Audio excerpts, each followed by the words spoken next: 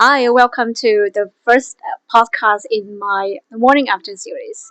And today I'm joined with Sam Van, my friend for quite a long time now. Thanks, Sam, for being my first guest in the Thank you. podcast. An honor.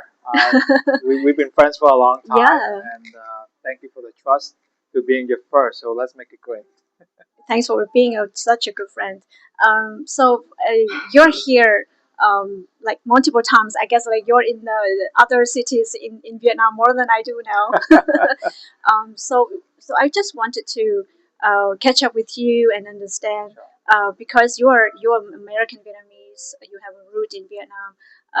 You've been traveled back and forth a lot and being close to the business community here, yet you also have a view of a person inside looking in. So you understand the policies going on, how the business are running, and so with that blended view, like how do you see, the FTSE reclassification and then the IFCs in the countries, all the economic overhaul.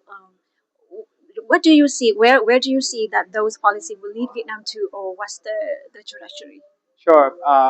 There's three parts to these questions, and I feel that with my background in New York, coming to the region, Asia region, getting different feedbacks from different view in terms of communities, whether it's Singapore, Thailand, Indonesia, and Vietnam more specific. And the reason I come to Vietnam more recently is because I started a small little project trying to find out more about Vietnam innovation the last 40 years. And as a result, with a lot of research, a lot of deep dive conversation, and I always say, we're not an expert. The expert actually lives here. It takes extra effort to collect the information to really understand the transition of Vietnam the last 40 years.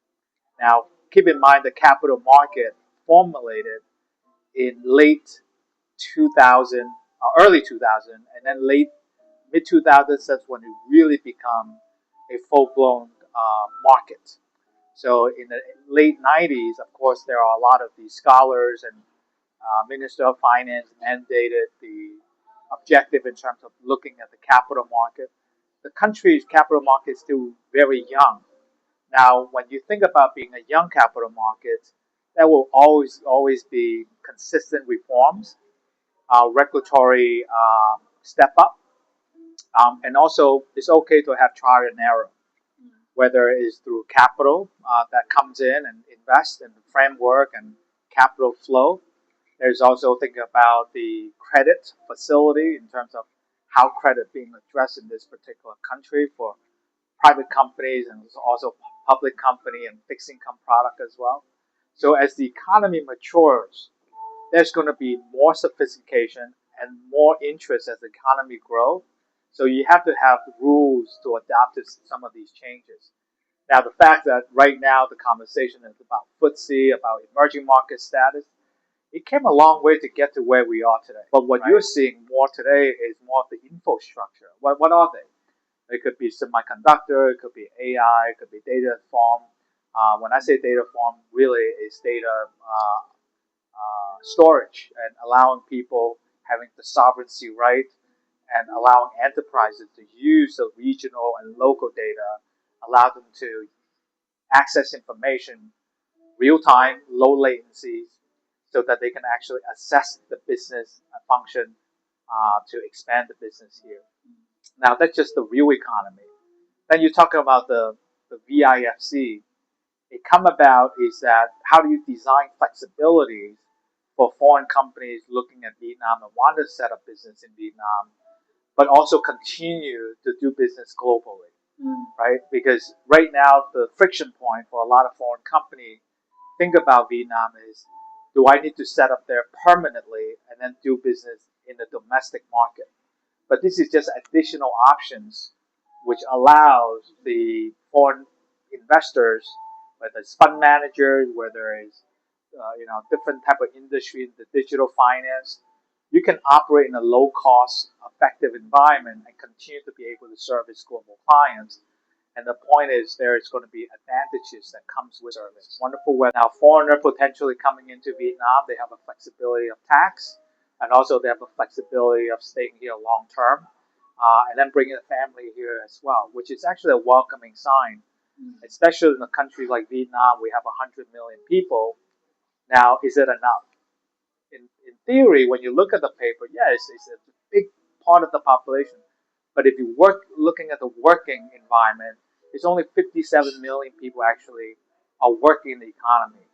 So when you have infrastructures are being built, manufacturers being built, high grade integration of industries are being built, before you know it, that 57 million people is already being, you know, diverted and allocated to different industries. You end up going to have shortage of labor.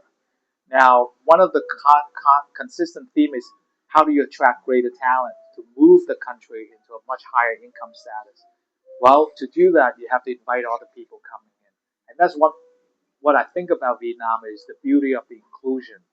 You have a lot of the foreign expats, foreign international, coming here in the '90s and committed their life here and able to focus and build by law, regulation, banking, accounting, various sectors, including investment funds. So I do see that as a development of Vietnam as it matures to become inclusion of emerging market status. Now, on the third part, as you talk about the capital markets, on the efficiency side is it's always good to collaborate globally. First, regionally, because most of the fund managers tend to be view an investment decision of being made, whether it's in Hong Kong, Singapore, Korea, Japan, making investment. And we're already seeing a lot of Japanese firms and also Korean firms are taking part, having ownership by percentage in the financial industry, in the banking, brokerage, security firm as well. And we even see KB Securities here, right? And some Chinese firms like Huatai and also operating here. So that means as the economy grows, the direct investment is one part on specific project. The capital market also need to service the enterprises that want to utilize the capital markets. It's so great when you have VC capital and the private equity capital, but at some point you're going to run out of that need, and there aren't enough private equity firms to fund those growth. You have to participate in the public market. You have to raise capital.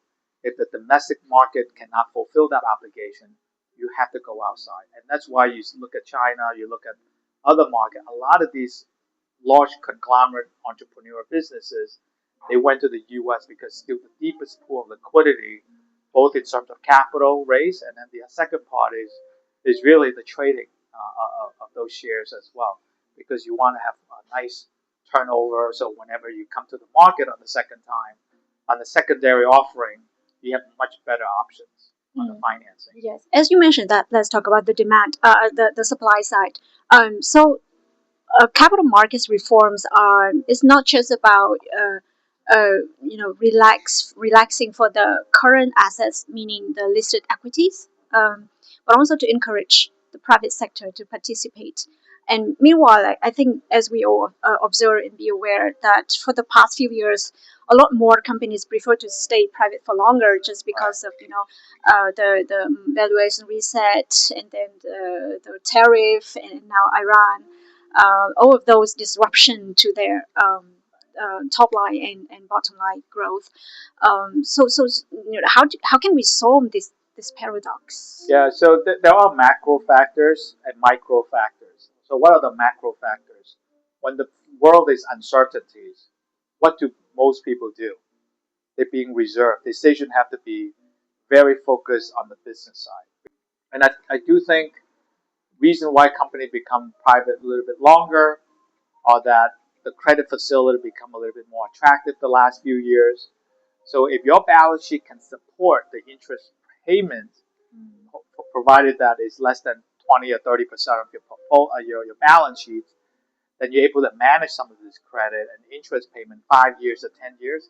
That allow you the window to run a little bit longer before you look at the capital market.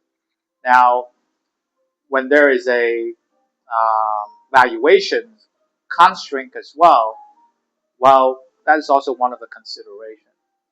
And of course, if you look at some of the markets today, you always have to benchmark against your peers, how they perform versus how you perform. And if you're making money, you're positive net income, no one is pushing you to be the public market, you don't need to be a public market because that will invite different type of scrutiny as a public company as well. It's not for everyone, but you have to choose your timing when is the right time. Yes. If you're too premature, actually the public market will hurt you more than it helps you. Not everyone is, a unicorn to go public, right? So you see that on an annual basis, foreign few unicorns are going public because they have the runway to stay private a little bit longer. And then you end up with a lot of these early startup business that normally may or may not be funded by VCs want to go public because they need the capital, and then they end up paying the cost later on after they become a public company. Right. And another paradox is that so I think we want more institutional, like new investor coming into Vietnam. But I think Vietnam as an emerging market, I think I think the same is applied from the private side is applied on the public side. That investor cannot just fly in and fly out. They have to be long term. They got to be on the ground or have local partners to really understand the market to be committed. So I think we all know maybe it's all those names, all those years, if you get what I mean. But at the same time, we want more investor to come in. Right. So like, how can we, what should we market to the world out there? Yes. So have some kind of safety statement for them. Right. To come to Vietnam. Globally, there are trillions of dollars, and capital become more scarcity when there's global conflict, right? Uncertainties, and people tend to draw closely to home because they don't know what to expect. And how do they protect themselves? Few things: legal framework, currency fluctuations, um, and also legal in a sense that on time, duration, so on and so forth, right? Legal is one thing, but the other legal is more of a investment policies. So you have to find a partner that you trust and the risk appetite that you're able to take on. That's why I focus a lot on regional investors that understand Vietnam. They tend to come closer because they've seen the development of their country the last 50 years or 60 years.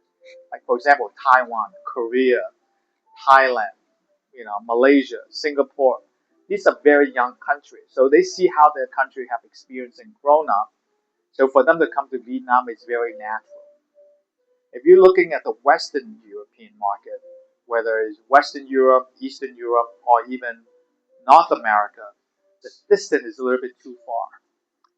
Now, these developed market, if I can say, there's a lot of these rule, reference, comfort of AML, all these restrictions as identified or qualified in order to invest in the emerging market. That's why I call it emerging, because the set of conditions varies depending on how you want to define investing. So if you have a fund in your home country in a developed world, you want to access to in the emerging market world, you can participate through what they call fund to fund, right? There are a lot of funds sitting in the regional area. You can participate alongside and invest in the country. You can share that risk. Now, again, there are a number of ways of making investment. Again, there's direct projects, infrastructure type, and then there is a capital market, and then also there's different type of alongside partnership investment through a fund, right? So when we talk about investors, how to market them, you really have to figure it out. What are we focusing on, and what are we marketing? If you can say, hey, it's for everybody, it's not for everybody. Right? So you have to. And there are actually a lot of investors who have been here and committed through cycles, and it's reflected in your book. It's right. We happen to have a copy of your book here. So the book features so it's a blended view of yourself and 25 other outstanding individuals. I'm sorry, I'm only a third way through the book. Yeah. Yes, I haven't had time. So help me here. What is the biggest takeaway you want your readers to carry after finishing this book? Sure. So I would say the example of the people here is a really celebration of Vietnam. And the reason why I say a celebration is people reflect Vietnam always been a war affected environment. Yeah. We have to move beyond that. And many of these founders also being affected by it too. Family, multi generations. But they take that as a path. And as a country, you need to unify and able to adapt to the changes. And that's how humans grow over time, right? Adoption meaning is at, at a single time, what are the rule and condition allow me to do certain things. And that's just the framework. But of course, there's also people elements as well as you work with the dynamic and evolution of changes. And technology is being introduced, but they're able to survive the 40 years in the current environment, present time, and also they're building for the future. So that's why I'm excited about the openness and the welcomeness of all different nationalities that come to Vietnam, dedicate something that they can do above themselves and beyond themselves, and and just go with the challenges and figure it out. I don't know what I'm going to do tomorrow, but they're excited about what's the days ahead. Because the fun thing about what I've gathered too is because they don't know what's ahead, that challenges them to find the right solution. Um, and many of them, gosh, for us analyzing and collecting information, we just live through their experience. We only play a very fractional of the total impact. But collectively, all those work and all these contributions that combine in this book, hopefully people can enjoy this a little bit, is really to highlight the challenge of entrepreneurs that live through a different age group with technology, with all the noises. How do you cut out the noises and focus on building what you want to build? And that's why it's worth a celebration. Now, coming to this year with new elections already happened and now waiting for the results, I'm even more excited to see what's ahead. But because I think that the next 5 years and next 10 years, and I already see the impact and people waiting for it, and also being included by the emerging market index potentially, it's going to drive more interest into Vietnam. And when you drive interest in Vietnam, capital flow hopefully will come to Vietnam. And at the same time, also the inclusion of new people coming in. And I think that's more exciting because then you talk about other innovation will come to place as well. Right. Yes. Now, they're great people. I really admire them. They're a great mentor. They open a different aspect of um, innovations at their own right. Innovation is not about technology. Innovation is silent and focus on making changes. That's what I call innovations, right? Figure out problem need to be solved, and that itself is fascinating. Yeah. Great. Thank you for your time today. I know you're busy with your schedule. No, I appreciate your time and thanks for spending your first episode with me. Yes. Thanks as always for your help. Thank you. I appreciate that. Yeah.